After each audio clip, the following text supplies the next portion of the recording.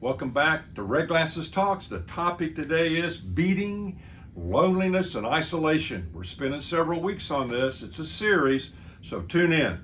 The question today is, how do we move out of loneliness and isolation?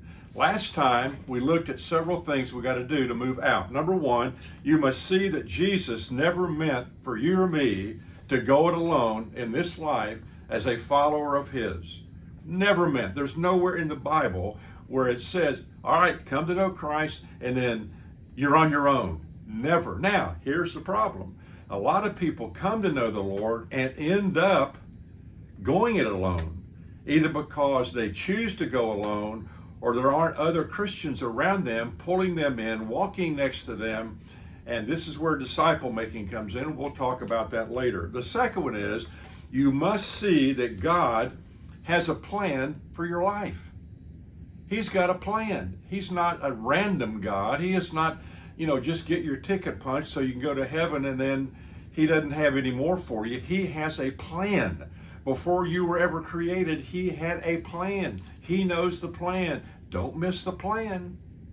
If you miss the plan, you really, I just say that's unfortunate. Don't miss His plan. Seek His plan. And then finally, as far as what we covered last time, in order to realize that plan, you have to have some people around you that love you, that care for you, that want the best for you, and will help you seek what that plan is.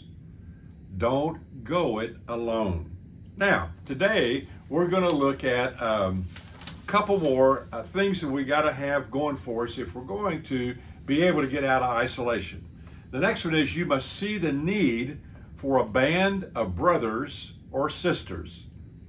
I did my doctoral thesis a number of years ago in California on small groups, or bands, I call them.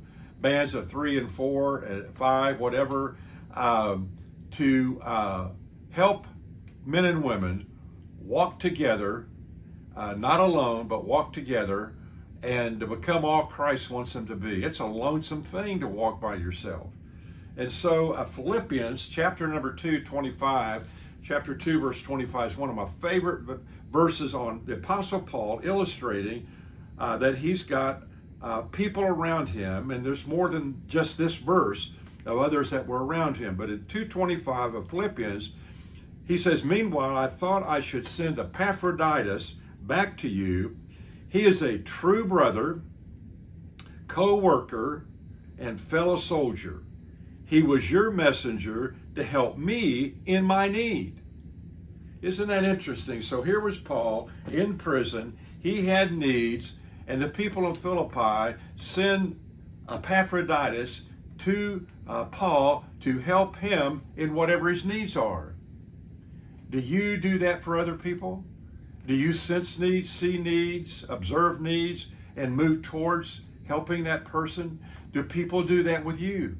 That's what the body of Christ, that's what believers are to do with each other. We are not to live this life alone. And then finally, you must learn to scratch when you're with a band of brothers or a band of sisters that love Jesus. You must learn to scratch where people itch. In other words, you got to talk about stuff that matters.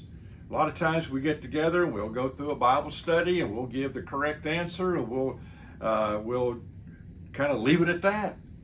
You need to have a band of brothers or sisters that talk about real life in the sense of having a safe place that you can be real.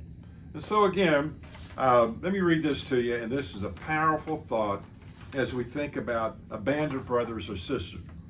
Oh, the comfort, the inexpressible comfort of feeling safe with a person, having neither to weigh thoughts nor measure words, but pouring them out, all right out, just as they are, chaff and grain together, certain that a faithful hand will take them and sift them, keeping what is worth keeping, and with a breath of kindness blow the rest away.